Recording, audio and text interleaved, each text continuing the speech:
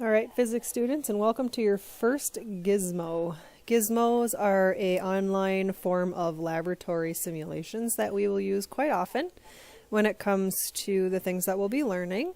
So I kind of wanted to walk you through what it looks like, how to enroll, what to expect, and then kind of how to use the lab a little bit before you dive in.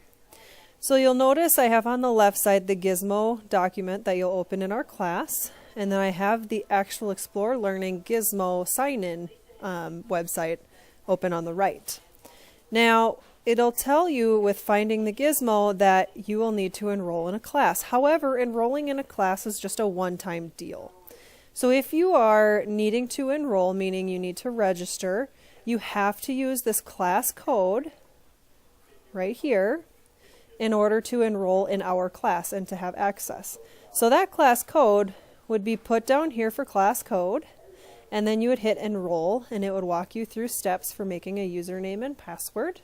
And I do suggest that you use your Minos username and Minos password, so that way you know it's for school, you can have it saved, you don't have to remember a bunch of different usernames and passwords, because I think one of the biggest struggles that students have as we use Gizmos is they forget their username and password. So make sure that you use the same username and password that you do for your classes, and then you don't have to worry about remembering another thing. Now, once you enroll and you get your username and password, the nice part is you don't have to do that again. Now that you're enrolled, each time you use your Gizmos, now all you have to do is type in your username and your password in order to log in. And I'm going to do that now. We have a cumulative teaching account, which allows all the teachers to use what we have.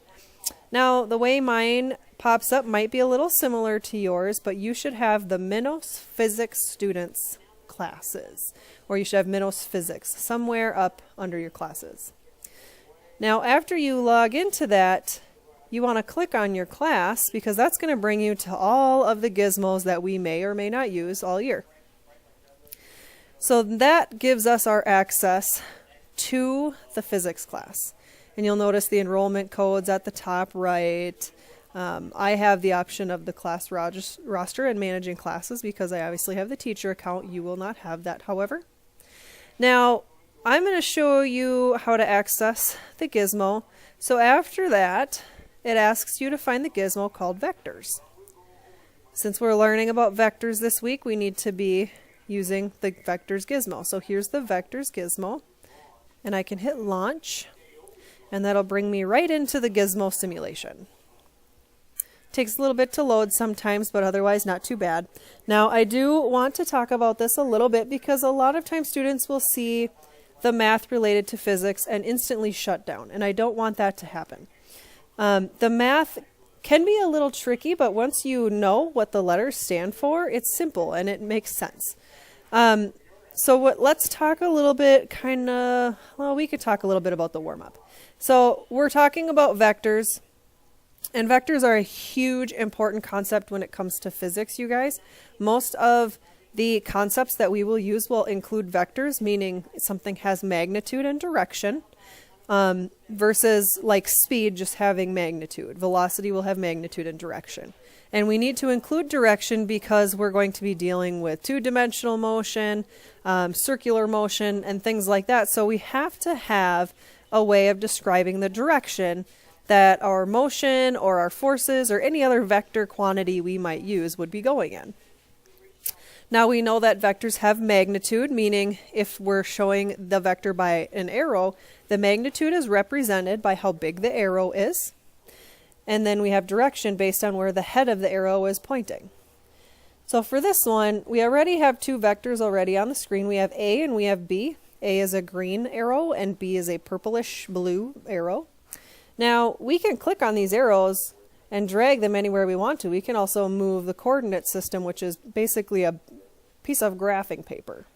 And you'll realize too that as we do physics, you'll see a lot more graphing paper than what you're used to in a science class, and that's because that's how we show in a model or a representation of the findings that we get with labs.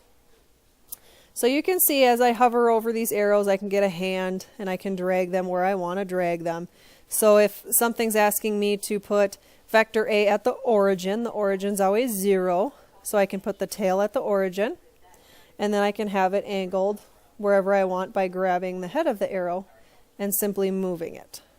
I can stretch it out, I can bring it down, I can turn it around. There's so much stuff that you can do with these arrows. Now, let's talk a little bit about some of the symbols you might see. So here's another example I'm going to highlight of something where students might see a letter with symbols and not know what it means and just shut down. Now, the parallel lines you see on the outside of A simply are saying magnitude. It's a symbol for magnitude. So if you see those parallel lines outside of a letter, the letter is referring to the vector, so that means this arrow, the A arrow, and those parallel lines are telling us that this is referring to the magnitude or the length of the arrow. So make sure you don't worry too much about that. And then you might see things like this, where you have 4i plus 3j. Again, I remember being in high school and seeing numbers and letters together and just freaking out because they're not supposed to be together. It just bugs me. I can deal with an X, maybe a Y, but I and J, that's a no-go. Now, in physics, we can't use X and Y in this, so physics or physicists use I and J in place of that, basically. So don't freak out about the I and the J.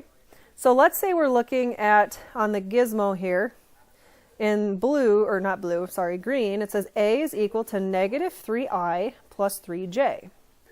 The negative 3i is just telling us that it is negative 3 on the horizontal or x-axis. And the plus 3j is telling us that it is 3 up on the vertical axis or the y-axis. So I and j are basically referring to x and y axes. So don't let that scare you. It's not meant to intimidate you. That's just how we represent it when we're talking about vectors. So now that we talked a little bit about what we're going to be seeing as far as symbols and what these things mean, now we can also talk about the options in order to measure and things like that. So we have the option to use a ruler. If I click on the ruler, I can actually drag this just like I can drag my arrow. And let's say I want to measure this vector, vector A. I can make it the same length as the vector, and then down here it tells me the length in numbers. So that's how you can get the magnitude, because again, the magnitude is just the length of the arrow. We can also show an angle if we wanted to. So say I decided to join vector B and A together, and I want to show the angle. I can use basically like a little manual protractor to see what the angle that I made would be, just by matching it up with the arrows, and then it gives you the angle. So there are plenty of options. And then let's say I wanted to show a resultant vector. So remember, A and B are your component vectors. They make up the motion or the movement that we're going to do. And the resultant vector tells us the displacement that occurred. So we have distance, we have displacement, and the resultant vector is telling us displacement. And then it also gives us the orientation. So we're at 0 on the x-axis and up to on the y, and that matches this C resultant vector that popped up for us. So those are just some things on how to use that, and as you go through this you'll find. So again, remember, parallel lines mean magnitude. The I and J are just a fancy way of saying we're along the x-axis versus the y-axis. So again, the graphing greatness comes in handy because we need to know what these axes are, and also the negative values that coincide with that, because vectors will have negative values based on whether they're going to the right or the left or up and down. And you'll see that as we start getting into Newton's laws. Now, this assignment goes all the way through activity B, and then activity C has dot products. And that's going to be an extra credit optional piece for students who want to do it. However, if you're working towards an honors grade, this is something I expect you to have done. And then this also on this Gizmo gives you the option of showing dot products. so you can have that resource available to you as well. Now, if you guys have any questions while you're doing this lab, if something's not making sense, email me, text me, whatever you got to do. I will help you with any of this. I know it can be a little confusing at first, and that's why I wanted to make this video. But just remember, being online doesn't mean you learn alone. So if you are stuck, I would way prefer you to reach out to me so I can help you with it. Otherwise, good luck, and I hope you enjoy this laboratory assignment.